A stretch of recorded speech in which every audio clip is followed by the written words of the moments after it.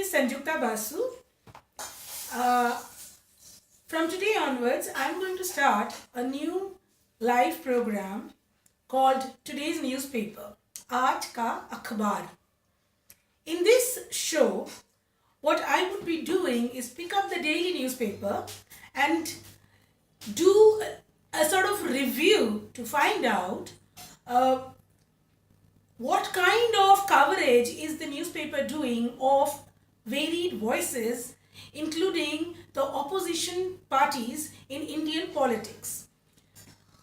I would check whether the media is doing its fundamental job of questioning the government and presenting different sides of the same story, and whether it covers larger issues that affects the masses rather than just issues that affects a few privileged people.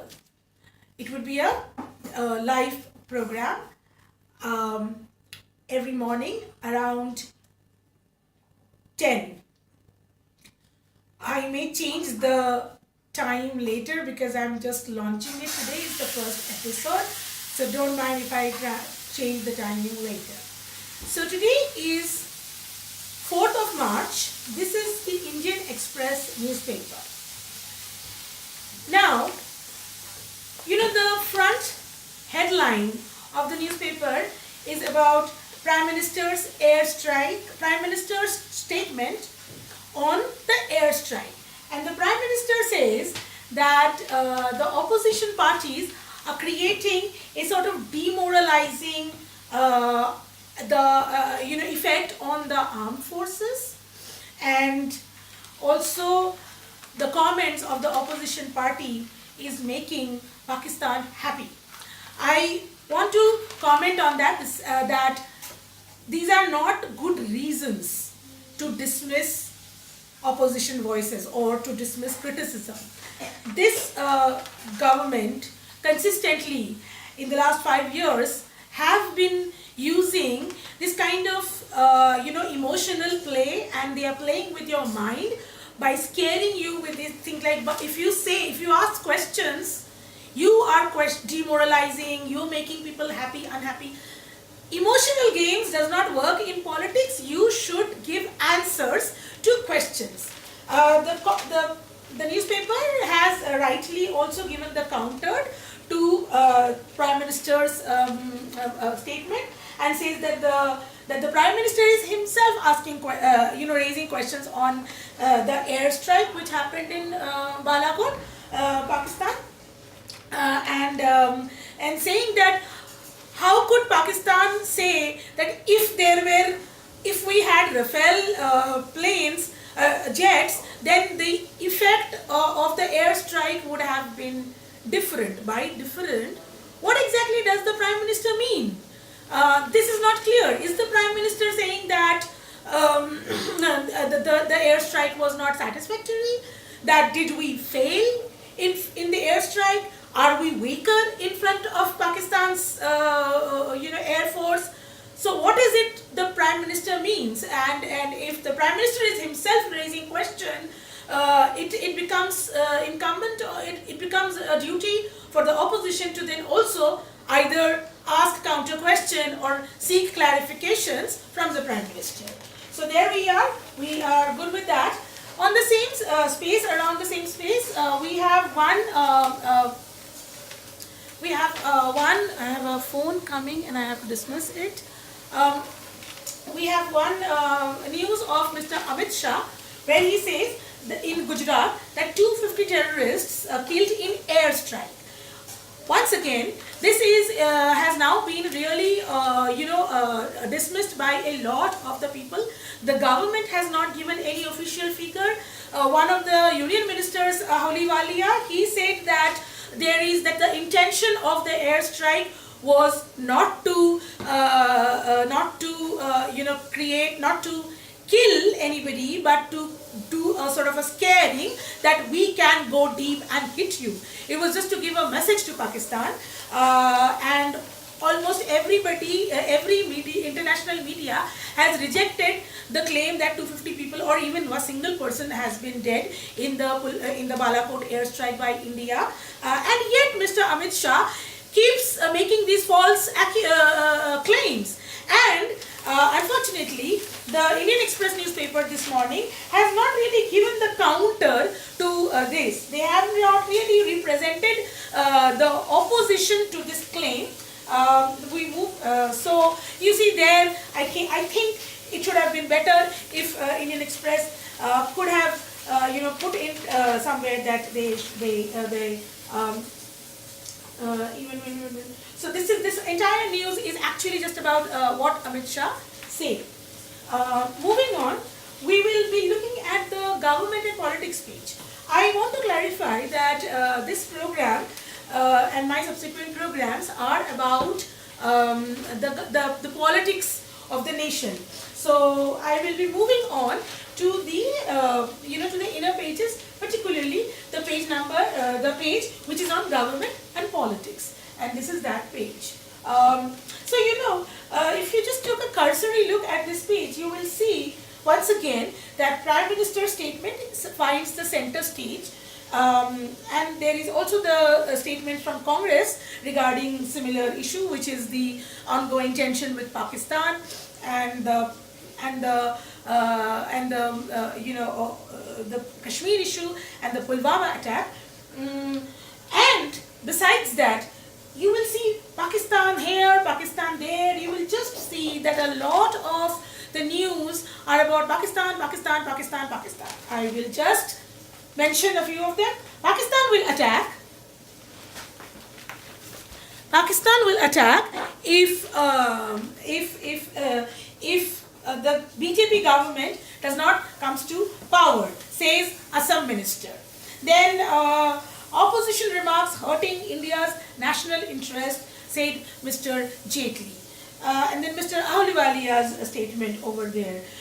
So it's just that the whole focus of the ruling party is on right now Kashmir and Pakistan. Prime Minister also went to Amethi, which is Rahul Gandhi's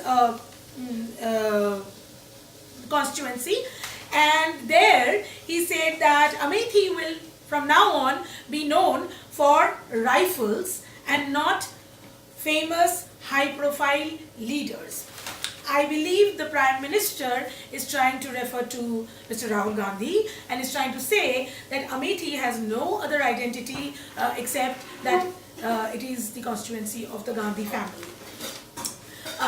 However, this morning Mr. Rahul Gandhi has put out a counter to it. He has said that there was a ordnance factory in Amethi which he himself has inaugurated in 2010. And in that there are various weapons being made for quite a while now. Prime Minister there has attacked Mr. Rahul Gandhi. The Congress party also has attacked the government on this OIC issue, which is the Organization of Islamic Countries.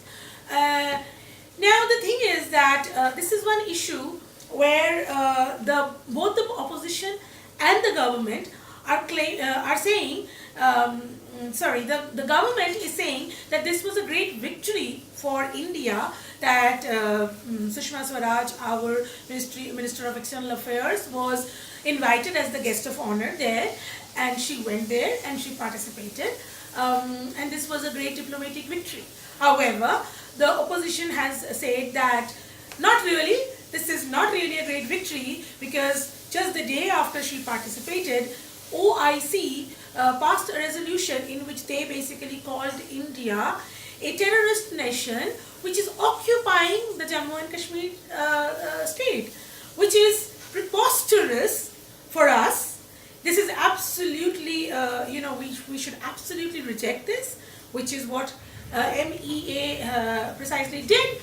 In the late evening, they came out with a statement that we don't agree with the OIC resolution. Kashmir is an integral part, and we will solve it on our own.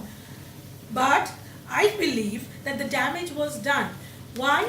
Because the OIC meeting is been going on for about 40-50 years.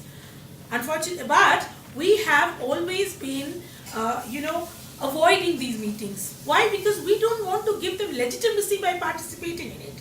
The Indian position have always been that we don't want to participate in this because this OIC meeting is not something that we legitimize. But this time, by going to the meeting, it has been legitimized, and then we have been rudely snubbed and we have really been insulted. This is the first time that India has been referred as a terrorist nation. This is extremely humiliating for India, and by rejecting their statement, we have further legitimized them that, yes, they are important enough to first participate, and then they are important enough to also legitimize them. So this is also part of the news, but it's the Congress's view is presented there. And like I said, in the government of politics section, there are a lot of other Pakistan related issues. Everybody is making a comment on Pakistan. Mayawati has also made a comment on similar issue. She said that security and honor of the country are not in safe hands, says Mayawati. Okay, so but this finds a very small mention and not given more weightage to it. Moving on to, we will come to the issues that are of importance to the larger masses. I want to highlight on a news which says, they don't understand us, our forest, say tribals in shadow of eviction. This news is about the Supreme Court order of evicting tribals from forest areas. This order was recently given by Supreme Court. I will be making my own video blog and my opinion column on this very soon. The Supreme Court evicted, and after that Congress President Rahul Gandhi quickly wrote to all the three chief ministers in the Congress ruled state to file a review petition against the Supreme Court order. And following Mr. Gandhi, Amit Shah then also said that yes, the BJP states will also file review petition. So this is a case where Mr. Amit Shah actually followed Rahul Gandhi. So that is the tribal issue, is important issue that is affecting India. The forest right, there is also another news on the Punjab Plantation Preservation Act. Again, this is something that I will speak about sometime in later. This is on page 6, hard look, and it's about the issue of Aravalli Hills, the safety, the environmental safety of the Aravalli Hills. I'm very glad that Indian Express is covering these important people's issues. Lastly, on the ideas page, that is the editorial page, we have a column by Ashok Gulati and Ranjana Roy, which says, no achhe din for the farmer. So, it says that the farmer distress in the Modi regime has really increased, and unless the new government can make some real structural reforms, the situation of the farmers seems to be very grim. And there is one more important issue to look at, which is about the poverty reduction in our country. It says that the poverty to vulnerability, rethinking social protection. So this is about how the poor, the poverty upliftment is possible by giving social programs like minimum income guarantee announced by Rahul Gandhi for the forthcoming forthcoming election promise. So those were the updates for today's newspaper, and there are few updates from the Twitter that finds no mention here, which is that Prime Minister Narendra Modi, in a bid to make fun of Congress President Rahul Gandhi, ended up making fun of the dyslexic children. dyslexic people. As you know, dyslexia is a sort of a physical condition where it's a learning disability, where children have a difficulty to grasp alphabets, numbers, and written knowledge, but they can grasp ideas and concepts, and they have very high level of IQ, and they are very, very creative, and most famous people through history have been dyslexic. But Prime Minister was listening to a group of students, and one of them wanted to discuss her idea about how to help children with dyslexia. And while she started talking, even before she could finish, the Prime Minister, in a very rude manner, started laughing. And he asked that, can a 50-year-old be dyslexic? And it is obvious that he was referring to Mr. Rahul Gandhi. And what I find more unfortunate than Prime Minister making fun of dyslexia is the whole room of students sitting there and laughing. I mean, if somebody make a rude, crass, sexist, racist, or ableist joke, you don't laugh. You look straight in their eyes and you say, what the hell? Why are you making this kind of joke? But a classroom full of students simply just laughed and clapped when Mr. Prime Minister joked about a learning disability like dyslexia. It is the most unfortunate thing. I mean, the Prime Minister just keeps stooping lower and lower, and he keeps making false allegations and emotional outbursts, and then he makes fun of the disabled, differently able people. This is just not acceptable. And this, by the way, did not find any mention in the newspaper, but or maybe, by the way, I am running a live show, and I might be missing a few things that is part of the newspaper somewhere in some corner. So I don't want to be sued by Indian Express people saying that I defamed them by telling that there was no news on this particular issue. The idea here is to just give you these sort of thinking cues, like when you pick up the newspaper every morning. Don't just swallow news as it is served to you. Think of every headline that you look at.